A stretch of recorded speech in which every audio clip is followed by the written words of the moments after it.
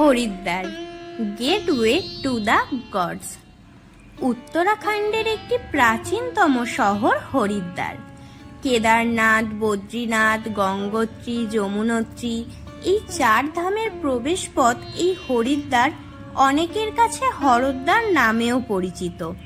হর শব্দের অর্থ শিব আর হরি শব্দের অর্থ বিষ্ণু, অর্থাৎ ভগবান শিবের অনুগামী ও ভগবান বিষ্ণুর অনুগামীদের কাছে এই পবিত্র স্থানটি যথাক্রমে হরদ্বার ও হরিদ্বার নামে পরিচিতি লাভ করেছে।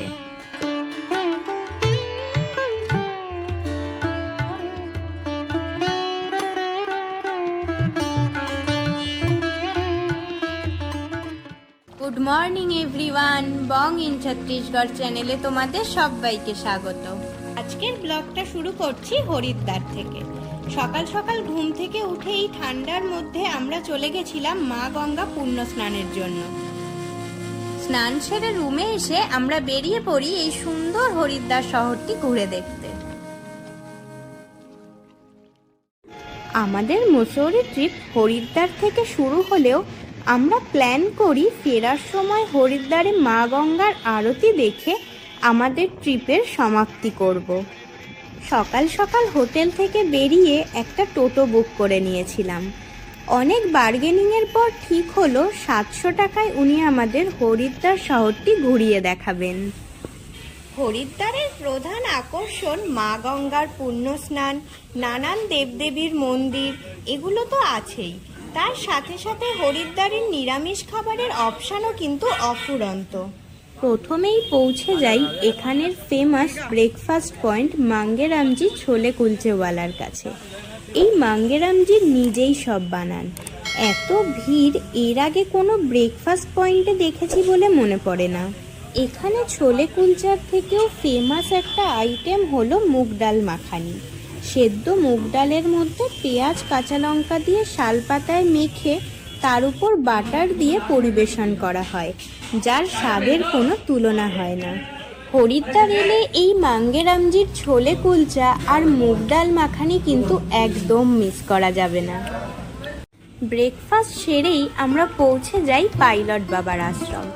একদা ভারতীয় বায়ুসেনার উইং কমান্ডার কপিল সিং, যিনি পরবর্তীকালে পাইলট বাবা নামে পরিচিত হন, আর অনুগামীদের জন্য এই আশ্রমটি স্থাপনা করেন।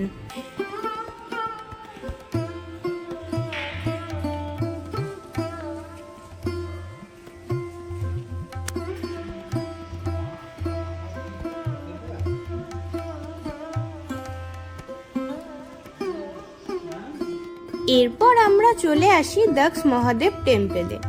এই মন্দিরটির নামকরণ হয় রাজা দক্ষ প্রজাপতির নামে, যিনি সম্পর্কে দেবী সতীর পিতা ছিলেন। পুরাণ মতে দক্ষ প্রজাপতি ঋষির আয়োজিত যজ্ঞে মহাদেব আমন্ত্রিত না হওয়ার দরুন স্বামীর এই অপমান সহ্য করতে না পেরে দেবী সতী এখানেরই যজ্ঞের আগুনে আত্মাহুতি দিয়েছিলেন।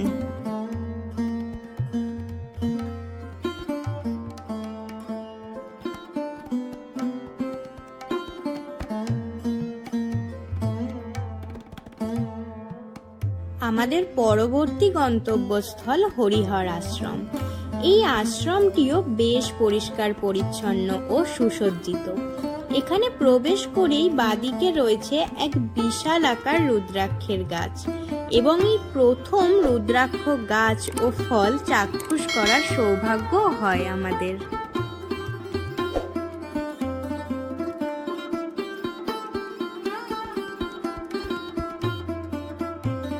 এই আশ্রমেই বিশ্বের একমাত্র পারদের তৈরি শিবলিঙ্গ পূজিত হন।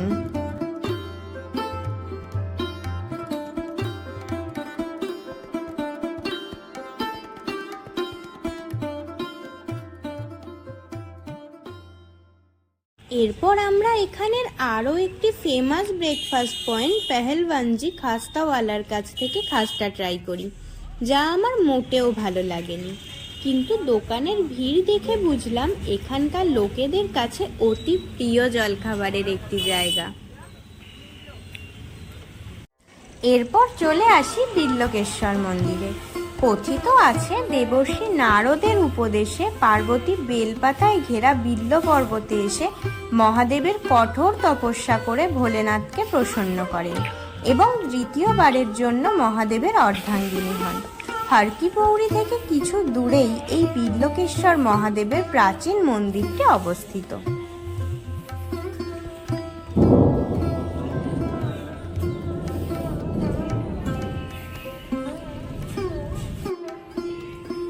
এখানে পৌঁছাতেই ওয়েদার ধীরে ধীরে খারাপ হতে থাকে, তাই বেশি দেরি না করে আমরা পৌঁছে যাই মা মনসা দেবী মন্দিরে। এই মন্দিরটি শিবালিক হিলসে বিল্ল পর্বতে অবস্থিত। এখানে পৌঁছানোর জন্য রোপওয়ের ব্যবস্থাও আছে।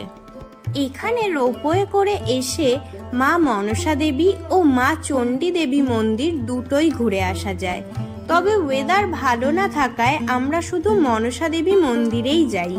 মনসা দেবী ও চণ্ডী দেবী মন্দিরে যাওয়া আসার কম্বো টিকিট প্রাইস 349 টাকা এবং শুধু মনসা দেবী মন্দিরে গেলে রোপওয়ের টিকিট পার পার্সন 163 টাকা করে। আমাদের এই রোপওয়ের এক্সপিরিয়েন্স আগের ভাট্টা ফলস ও সুরকান্ডা দেবী মন্দিরে রোপওয়ে এক্সপিরিয়েন্সের থেকে টোটালি অন্যরকম ছিল।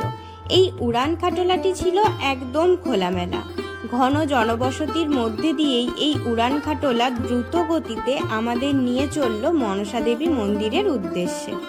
ওপর থেকে মা গঙ্গার স্রোতস্বিনী প্রবাহ ও বিল্ল পর্বতের অপরূপ মেলবন্ধন হরিদ্বার শহরকে যেন আরো মনোমুগ্ধময় করে তুলেছে।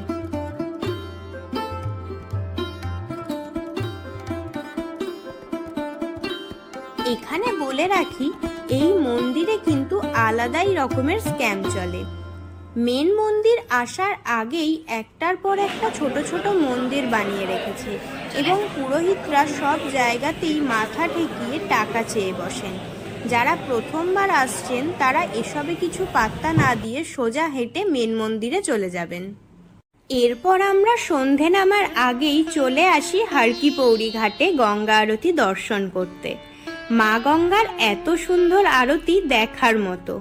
আমরা পৌঁছাতেই শুরু হয় ঝিরিঝিরি বৃষ্টি। তবে বৃষ্টি উপেক্ষা করেই হাজার হাজার দর্শনার্থীরা ভিড় জমা করে এই পবিত্র গঙ্গা আরতি দর্শনের জন্য। ঘাটে ঢোকার মুখেই ফ্রি জুতো স্ট্যান্ডে জুতো জমা করে টিকিট নিয়ে নিজের পছন্দ মতো জায়গায় বসে গঙ্গা আরতি দেখতে দেখতে কখন যে অন্ধকার নেমে এলো টেরই পাইনি।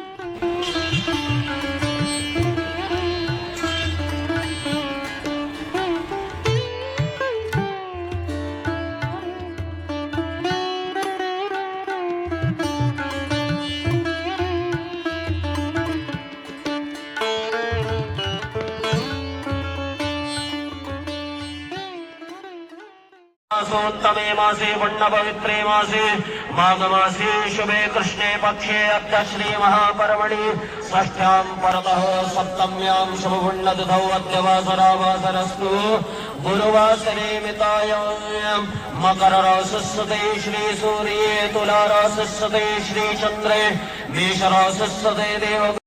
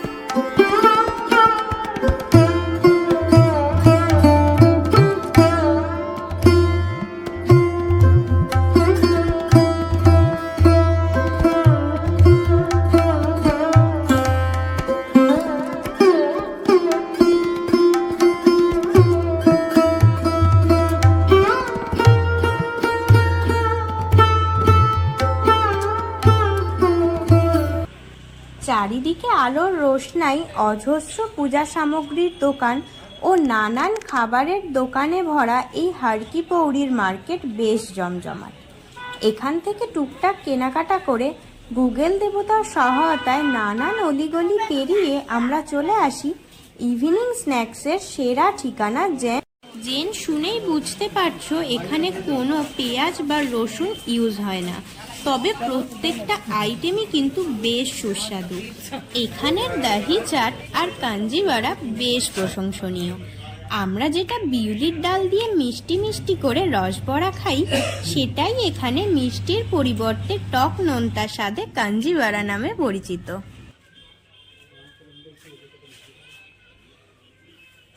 ভিডিওটা ভালো লেগে থাকলে প্লিজ লাইক শেয়ার করে চ্যানেলটা সাবস্ক্রাইব করে দিও। Thank you.